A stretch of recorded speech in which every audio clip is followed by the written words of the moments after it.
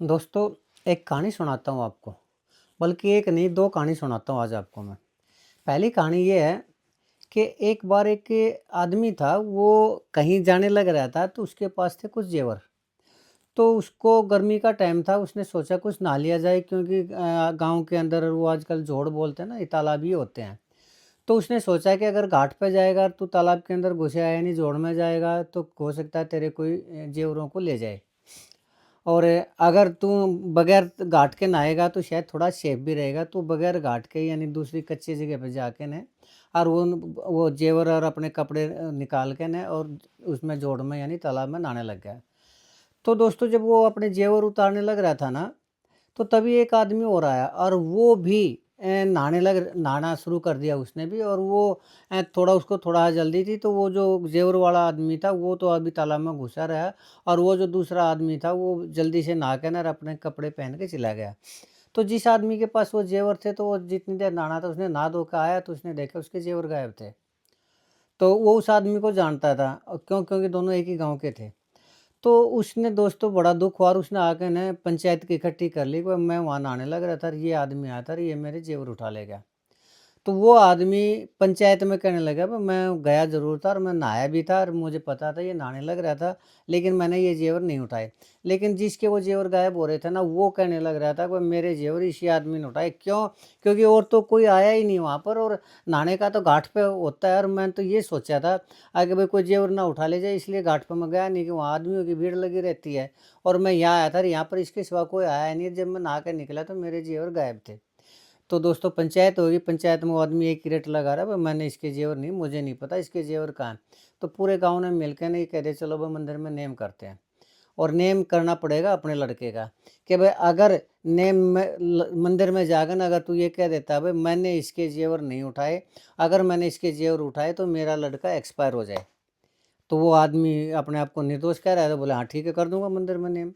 तो मंदिर में गए, सारे गांव गया और जिसके जेवर उठ रहे थे वो और जिसने नेम उठाना था वो मंदिर में गए। मंदिर में उसने मूर्ति के सामने कह दिया कि मैंने इसके जेवर नहीं उठाए, अगर मैंने इसके जेवर उठाए हों तो मेरा लड़के का देहांत हो जाए 24 घंटे के अंदर। ठीक है दोस्तों, मंदिर में नेम कर लिया तो बात खत्म।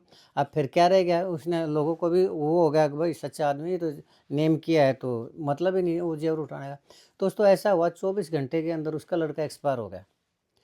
तो सारे गाँव को ये होगा कि भाई इसने झूठा नेम वो उठाया है, और अगर ये सच्चा नेम उठाता तो इसका लड़का एक्सपायर नहीं होता। और इसने ये कहा कि अगर मैंने जेवर उठाए हों तो मेरा लड़का एक्सपायर हो जाए, और इसका लड़का एक्सपायर हो गया तो परमात्मा ने इसको दे दी सज़ा। लेकिन उसके बाद भी वो जो आदमी था वो चीखता चिल्लाता रहा कि मैंने जेवर नहीं उठाए, मैं निर्दोष हूँ। लेकिन गाँव में किसी भी आदमी ने, पूरे गाँव में एक भी आदमी ऐसा नहीं था जो उस आदमी की बात के ऊपर भरोसा कर ले। तो दोस्तों, आपसे मैं एक सवाल पूछता हूँ, वो आदमी ये कह रहा था नेम करने के बाद भी कि मैं निर्दोष हूँ।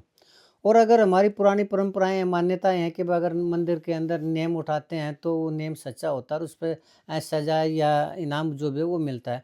तो अगर उस आदमी ने जेवर नहीं उठाए थे तो उसका लड़का 24 घंटे के अंदर कैसे एक्सपायर हुआ? ये आपसे सवाल हो। और अगर उसका लड़का एक्सपायर हुआ तो वो फिर किस आधार पर कह रहा था कि मैंने जेवर नहीं उठाए? तो दोस्तों, इस चीज़ का मैं आपसे प्रश्न पूछता हूँ कि इसका कारण बताइए, क्या कारण था? ख़ैर दोस्तों, अब बारी आती है दूसरी कहानी की। तो एक बार दोस्तों एक वकील था, हट्टा-कट्टा था, 6 फुटा, वैसे भी पहलवान टाइप में था। उसका और एक कमज़ोर सा जाट था कोई, उसका झगड़ा हो गया किसी बात के ऊपर और दोनों ने लठ उठा लिए। तो वो जो वकील था लठ उठा के उसने उसके सिर में मारने की सोची, जाट ने सिर में पदार दे। तो लेकिन वो सिर में मारने लगा तो उसने लठ वापस कर लिया। फिर उसने सोची सिरेकन देने तोड़, उसने फिर लठ उठा के ना फिर उसने वापस लठ रख लिया। फिर उस वकील ने सोची कि इसके घुटनों को तोड़, उसने घुटनों की तरफ वो लठ वो उसका वो घुमा के देखा, तो फिर रास्ते में ही रोक लिया। इतनी देर में वो जो जाट था ना उसके हाथ में भी लठ था, उसने दे कटाकट उस वकील का चाम उतार लिया और वो वहाँ से भाग गया।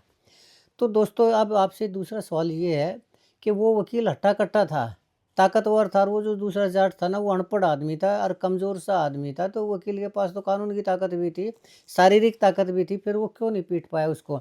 और वो जो अनपढ़ जाट था वो उसको कटाकट उसको पधार के नहर में भाग गया।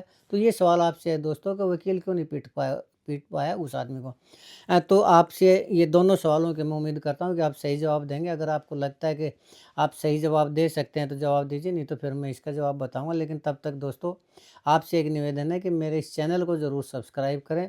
बस मैं अभी गया और अभी आया दोस्तों 5 सेकंड के अंदर।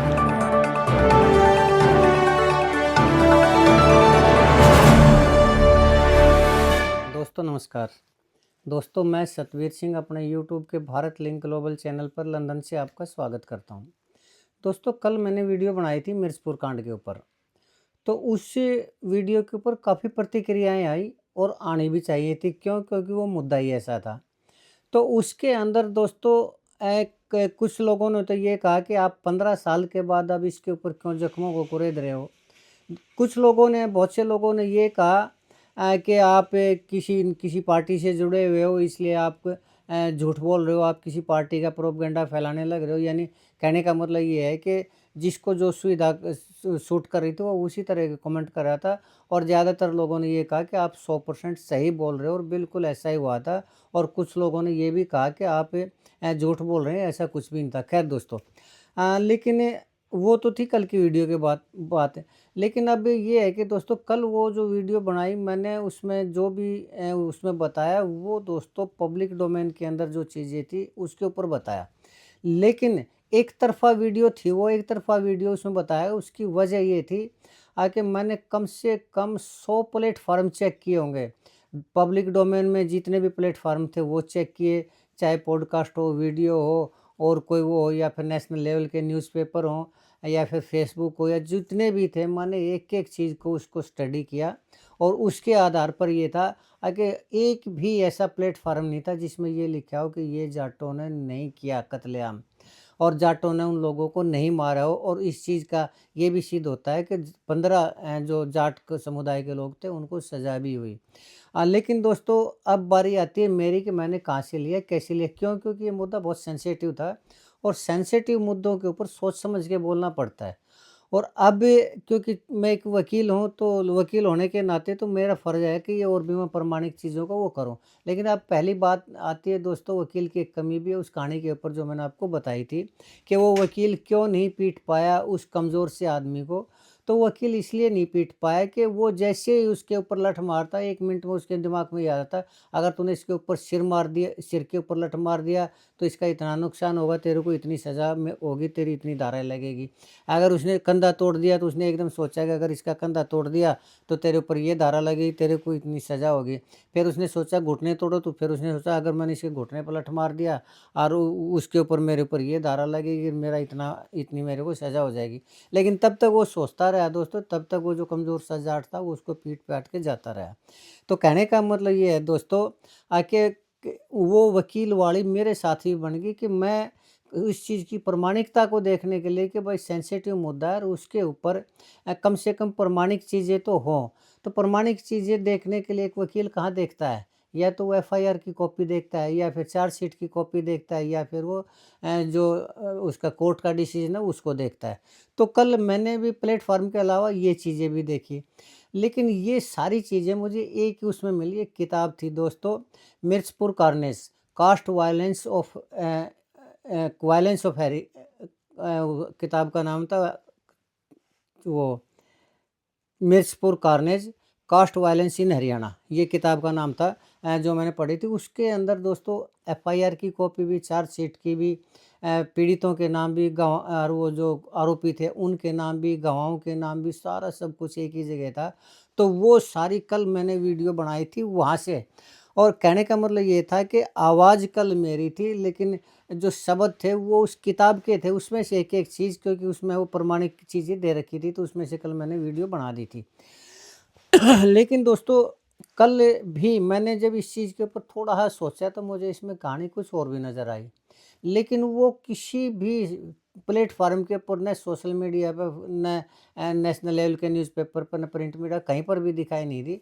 लेकिन कुछ चीज़ें ऐसी मुझे उसमें लगी कि कहानी कुछ और भी हो सकती। तो मैंने कम से कम पचासों आदमियों से उसके बारे में डिस्कस किया। तो दोस्तों उसमें ज़्यादातर ने ये कहा कि नहीं भाई जाटों ने ये किया था, लेकिन बहुत से आदमियों ने ये भी कहा कि नहीं, कहानी कुछ और है। तो दोस्तों आज हम थोड़ा-सा वो कौन-सी कहानी है उसके ऊपर वो करना चाहेंगे। तो दोस्तों अब इसके ऊपर क्यों मैं दूसरी तरफ चर्चा करना चाह रहा हूँ, वो चर्चा इसलिए करना चाह रहा हूँ कि अब बात आती है उस एक कहानी की, उस जेवर वाले आदमी की।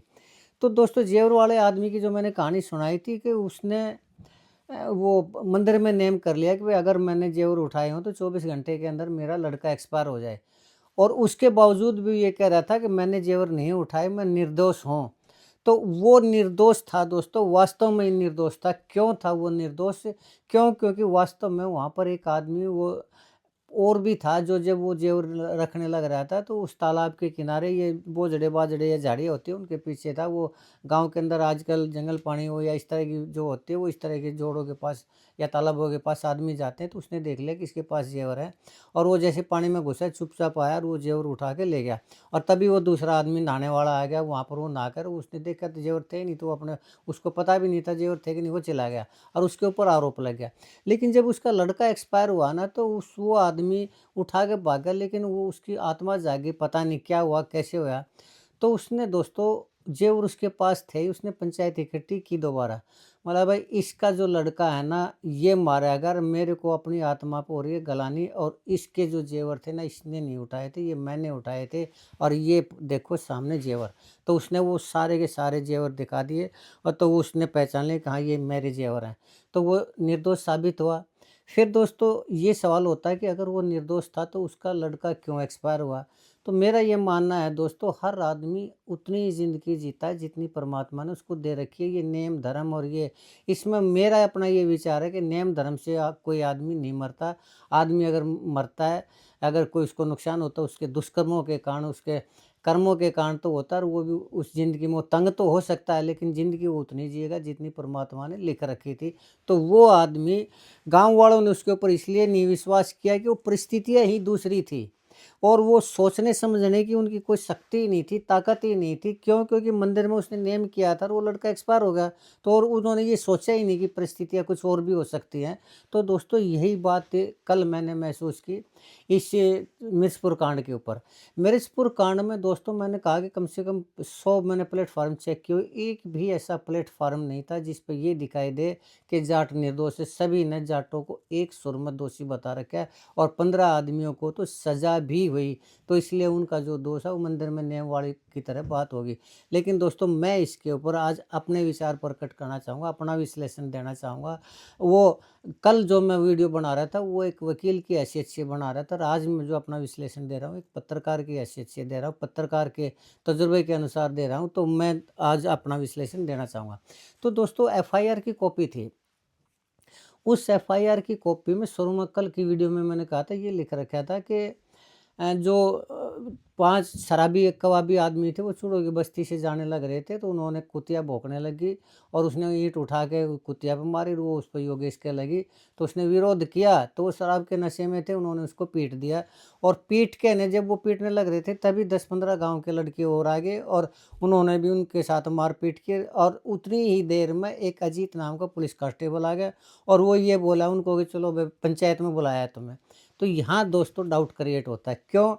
क्योंकि पहली बात तो ये है कि एफआईआर दर्ज पीड़ित आदमी ने करवाई थी तो वो अपने हिसाब से कहेगा। वो एफआईआर में ये क्यों कहेगा कि भाई कसूर हमारा था, हम अपना कसूर तो कोई बताता नहीं, वो तो दूसरे का कसूर बताता है। लेकिन परिस्थितियाँ देखिए, जैसे ही वो 5 लड़कों के साथ वो हुआ, मारपीट हुई, उसी टाइम 10-15 लड़के और आ गए और उसी टाइम पंचायत हुई। क्या ये संभव है कि इतनी जल्दी एक ना चाहते हैं ऐसी परिस्थितियों में कि वो तो जाने लग रहे थे शराबी लड़के, उन्होंने कुतिया भोंस पड़ी तो उन्होंने ईंट मार दी और ईंट मार दी तो वो झगड़ा बढ़ गया। तो फिर पंचायत एकदम क्या उसी टाइम पंचायत कैसे होती? उसी टाइम गांव के 10-15 आदमी कैसे आते, कैसे उनको पीटते, कैसे वो अजीत हवलदार, अजीत पुलिस वाला था, वो कैसे उसी टाइम, यानी सारा सब कुछ 5 मिनट में ही होगा? क्या ये प्री प्लान था कि पहले तुमने शराब पी के चूड़ों की बस्ती से जाना है और फिर वहाँ झगड़ा करना है, तब तक हम पंचायत कर लेंगे? क्या ये प्री प्लान था ना? क्या था क्या? नहीं, बिल्कुल भी प्री प्लान नहीं था। ये अचानक हुई घटना थी और अचानक घटना में न तो पंचायत होती, पंचायतों में भी टाइम लगता है, लोगों को सब बताने में, समझाने में, बुलाने में टाइम लगता है। 5-10 मिनट के अंदर ऐसा कुछ भी नहीं होता। तो दोस्तों ये झूठ था, ये वाल्मीकि समुदाय के वो जो कर्ण सिंह थे उन्होंने ये लिखवाई थी। ये मेरा अपना विश्लेषण है, हालाँकि ये कहीं पर भी ऐसा नहीं लिखा हुआ है। दूसरी बात, जब मैंने पता किया दोस्तों, तो ये कहानी इसके ठीक उल्टी मिली। कहानी ये मिली कि उस गाँव का कोई दामाद था और वो उस गाँव की लड़की यानी वो अपनी पत्नी के साथ जाने लग रहा था, तो वही कुतिया ना वो भौंकने लगी उसके ऊपर, क्योंकि अनजान आदमी के ऊपर कुत्ते भौंकने लग जाते हैं। तो जैसे वो न सिर्फ़ भौंकने लगी, बल्कि वो उसके कपड़े भी फाड़ दिए, पैंट फाड़ दी उसने और उसको ज़ख्मी भी कर दिया उस कुतिया ने, उस दामाद को, गाँव के दामाद को, और वो दामाद था जाटों का। तो जब वो गया अपने उस ससुराल में गया, तो उन्होंने देखा ये वो कुतिया थी चूड़ों के पास, क्योंकि वो रास्ते में वो चूड़े लग रहे थे, यानी वाल्मीकि समुदाय के लोग थे। वो वहाँ से गुज़रना था ही था, और वो कुतिया ने उसको काट लिया। तो वो के जो लड़के थे, उसके साले सोले या और जो उसकी ससुराल पक्ष के लोग थे, वो 10-15 या कुछ ऐसे थे, या 2-4 थे, कुछ 2-3 आदमी थे, वो उलाहना देने के लिए गए। तो वहाँ उलाहना देने के लिए गए, तो उनके साथ होगा झगड़ा, और उनको वाल्मीकि समुदाय के व्यक्तियों ने धक्के-धाके मार के ना उनको निकाल दिया। तो चूड़ा शब्द के लिए मैं दोस्तों सॉरी कहता हूँ, वाल्मीकि शब्द है ये। उसके लिए अगर किसी को थोड़ा-सा फ़ील हुआ हो तो सॉरी उस चीज़ के लिए। ख़ैर दोस्तों, चलिए कोई बात नहीं। तो दोस्तों इस तरह बात बढ़ने लगी, और बात बढ़ते-बढ़ते उधर वाल्मीकि समुदाय के अंदर भी इस चीज़ का रोष प्रकट हो गया कि वो धमकी दे के ये कर गए, वो कर गए। तो वो पंचायत में वो बात पहुँची, तो लोगों ने इकट्ठे होकर न और उनको थोड़ा वो एक उन्होंने जाटों के दामाद को वो कर दिया, पीट दिया, और शिकायत लेके आए तो हमारे बच्चों के साथ धक्का-मुक्की की, पीट दिया, ये तो गलत बात है। और जहाँ जाट कम्युनिटी बहुतायत होती है, वहाँ पर थोड़ा इसको अपनी इंसल्ट भी मानते हैं। और वहाँ पर दोस्तों एक ये हुआ कि कुछ जो यंग टाइप के लड़के थे ना, उन्होंने कुछ पराली-पुराली पड़ी थी, तो उसमें आग लगा दी कोई, ताकि थोड़ा बहुत डराने के लिए, आग भाई ये जला देंगे, ये कर देंगे। लेकिन दोस्तों ऐसा सुनने में आया था कि पहले दिन वो जो ताराचंद बुजुर्ग था ना, उसकी मृत्यु हो चुकी थी पहले दिन। और ताराचंद की जो लड़की सुमन बताई, उसके बारे में मैंने ये पता नहीं सच क्या है झूठ क्या है, लेकिन ये सुनने में आया कि वो लड़की थी प्रेग्नेंट, और वाल्मीकि समुदाय को पता था कि ये लड़की है प्रेग्नेंट। और वो जो ताराचंद था, उसकी मृत्यु पहले रात को हो चुकी थी, तो उन्होंने एकदम से मास्टर माइंड वो मास्टर चाल चली आके, क्यों ना ये जाटों के ऊपर ही लगा दिया जाए आरोप, पर ये घर फूकन, और ये कहते हैं भाई जाटों में झगड़ा हो ही रहा है, उसी झगड़े के अंदर ये भी हो जाएगा, लड़की भी ख़त्म हो जाएगी, और ये ताराचंद तो हो ही गया, इसका भी एलिगेशन आ जाएगा। तो दोस्तों लोगों ने ये बात कही है कि वो ताराचंद पहली रात को एक्सपायर हो चुका था, वो लड़की प्रेग्नेंट थी, और वाल्मीकि समुदाय के लोगों ने बदनामी ना हो इसलिए उस लड़की के अंदर और उन घरों के अंदर खुद आग लगाई। अब इसमें कितनी सच्चाई है, कितनी झूठ है, ये तो मुझे नहीं पता। क्यों? क्योंकि मैं मिर्चपुर के अंदर नहीं गया। लेकिन जैसी परिस्थितियाँ दिखाई दे रही है दोस्तों, ऐसी परिस्थितियाँ एकदम से कि एकदम 4-5 शराबी आ जाएँ, एकदम से 10-15 और आ जाएँ, और एकदम से पंचायत भी हो जा रही है, एकदम से वो पुलिस वाला भी बुलाने लग जाए, ये संभव नहीं है दोस्तों। तो ये प्री प्लान एफआईआर दर्ज की गई थी। और दूसरा इसमें सबसे बड़ा कारण था दोस्तों पॉलिटिक्स। पॉलिटिक्स क्या थी? आपको 2010 की ये घटना है दोस्तों। 2010 में मुख्यमंत्री थे भूपेंद्र हुड्डा जी। लेकिन 2008 में या 7 में दोस्तों भजन लाल जी ने दूसरी पार्टी बना ली थी, कुलदीप बिश्नोई ने बना ली थी, हरियाणा जनहित कांग्रेस। क्यों? क्योंकि जब 2005 के चुनाव हुए थे, तो 2005 के चुनाव में भूपेंद्र हुड्डा जी को मुख्यमंत्री बना दिया था सोनिया गांधी जी ने, और चुनाव लड़ा था भजन लाल जी के अध्यक्षता में। लेकिन वो सारा दाव उल्टा पड़ा, तो भजन लाल परिवार और कुलदीप बिश्नोई था, वो भूपेंद्र हुड्डा जी के खिलाफ था, और उनको कोई ना कोई चाहिए था मौका। और उसी टाइम मिर्चपुर गांव के अंदर ये कांड हो गया, और भूपेंद्र हुड्डा की सरकार में हो गया। तो एक वेदपाल तंवर है, वो हरियाणा जनहित कांग्रेस का मेंबर हुआ करता, सदस्य हुआ करता, कुलदीप बिश्नोई के वो करीबी हुआ करता। तो पहले तो जब वो वहाँ से भागे, छोड़ के ना भागे, जाटों ने मार दिया, फूंक दिया, तो पहले तो दिल्ली गए, और फिर उसके बाद 2011 के अंदर जो वेदपाल तंवर था ना, वो कुलदीप बिश्नोई के कहने से उसने लगभग 200 परिवारों को अपने फार्म हाउस में जगह दे दी।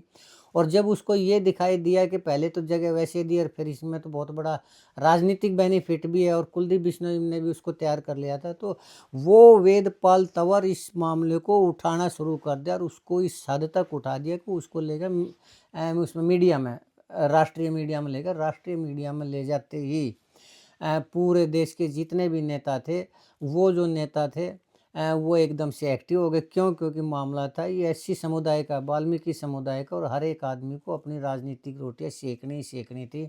और इधर से जो राहुल गांधी थे, राहुल गांधी जी भी उसमें चुपचाप आए, क्यों? क्योंकि भूपेंद्र हुड्डा के साथ आते वो, तो उनको ये लगता है कि ये तो भूपेंद्र हुड्डा जी का राज है और उसी के साथ आए हैं। वो अकेले गए, 45 मिनट रुके, लेकिन भूपेंद्र हुड्डा के विरोधी गुट की जो कुमारी शैलजा थी, कुमारी शैलजा ने भी जब इसको मौके को भुनाने की कोशिश की, तो उसने भी भूपेंद्र हुड्डा जी के ऊपर आरोप लगा दिए, और उसी की पार्टी की जो एक बड़ी नेता आरोप लगाने लग रही, तो लोगों को तो भरोसा करना ही करना था।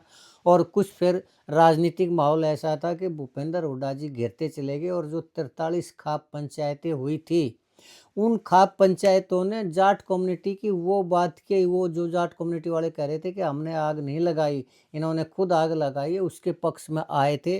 लेकिन उनको भूपेंद्र हुड्डा जी ने समझा बुझा के वो कर दिया, कोर्ट में मामला चलने तो क्यों मामले को लंबा खींचते हो, और ये मेरी सरकार के लिए नुकसानदायक रहेगा। तो वो खाप पंचायतें भूपेंद्र हुड्डा जी के कहने से शांत हो गई।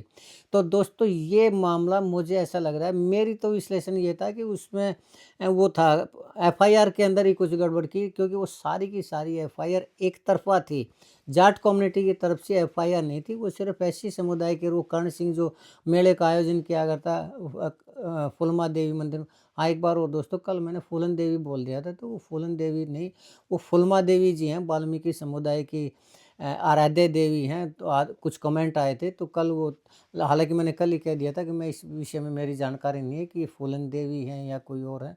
वो फुलमा देवी थी, और वो आराध्य हैं वाल्मीकि समुदाय की, काफ़ी बड़ी मान्यता है उनकी। तो एक ये चीज़ भी क्लियर करनी थी।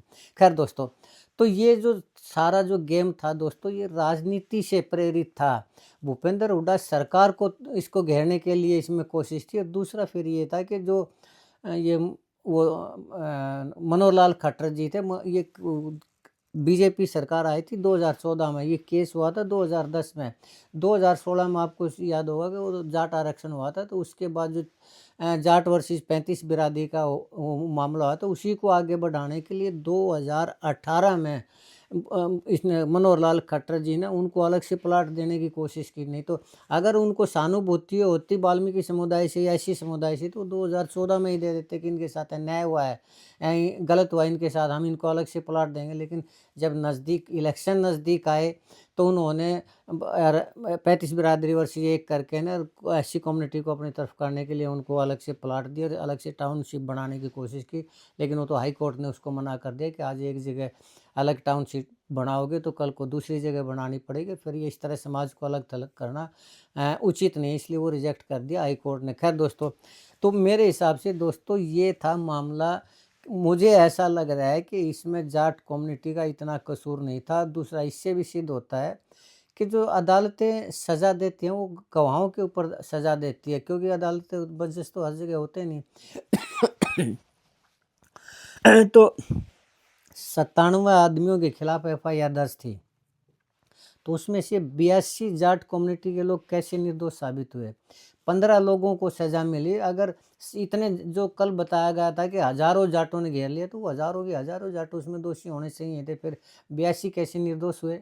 खैर दोस्तों, मामला कुछ पेचीदा है, लेकिन मेरा अपना सोच है, हो सकता है मेरी सोच गलत हो। मेरी सोच ये है कि इसमें जाट कम्युनिटी का हाथ नहीं लगता। हाँ, झगड़ा जरूर हुआ होगा, मारपीट जरूर हुई होगी, लेकिन वो मारपीट मेरे हिसाब से जो मुझे रिपोर्ट मिली है, वो कोई गांव का जो दामाद था उसके साथ जो दुर्व्यवहार हुआ था, उस कुतिया के काटने के बावजूद भी, कपड़े फाड़ने के बावजूद भी, उससे मामला बढ़ा था।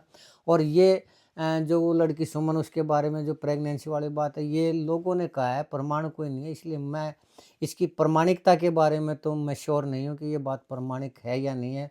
और पहले दिन जो ताराचंद की मृत्यु हो चुकी थी, वो भी लोगों के कहे अनुसार कह रहा हूँ, हालांकि प्रमाण मेरे पास इस चीज़ का नहीं। क्यों? क्योंकि मैं जीरो ग्राउंड पे तो जाके रिपोर्टिंग करता नहीं, जो पब्लिक डोमेन में उसी के आधार पर। तो कल ही ये शक हुआ था एफआईआर के बेस के ऊपर कि ये तो सारी की सारी एक तरफा एफआईआर है, और उसमें कहीं पर भी उंगली टिके। इतना भी ये नहीं है कि उन्होंने ये कहा हो कि हमारा यहाँ पर कसूर हो सकता है। सारा का सारा उन्होंने जाट कम्युनिटी के ऊपर कसूर वो बांध दिया था, और मामला राजनीतिक रूप ले चुका था, इसलिए पुलिस के हाथ मजबूर थे। और उसके बाद जो सीबीआई को मामला दिया गया, तो सीबीआई भी तो दोस्तों सरकार की एक तोते की तरह हुआ है, जो सरकार बोलती है, जो सरकार रटाती है, सीबीआई वही तो करती है। अभी नया case Manisha murder case Bhiwani वाला आपने देखा होगा, भिवानी पुलिसकार उसका से लेके सीबीआई को दिया गया। मैंने उस टाइम भी कहा था कि अगर इसमें किसी नेता का हाथ है तो सीबीआई इसको खींच देगी, लंबा और ये डिसीजन देगी ही नहीं। और अगर ये इतना शॉर्ट मामला है कि ये तो 3-4 दिन के अंदर ही इसका वो मामला हो जाना चाहिए, तो इसमें दोस्तों कहीं न कहीं वो ज़रूर है, लोचा ज़रूर है मनीषा मर्डर केस में भी, अन्यथा अब तक तो सीबीआई उसको पटाख से कर चुकी होगी। तो सीबीआई के बारे में इतना भरोसा नहीं किया जा सकता है कि वो सच बोल रही है। खैर चलिए दोस्तों, आज के लिए इतना ही। मुझे जो लगा था वो मैंने कह दिया। कल की जो वीडियो थी वो एक वकील की वीडियो थी।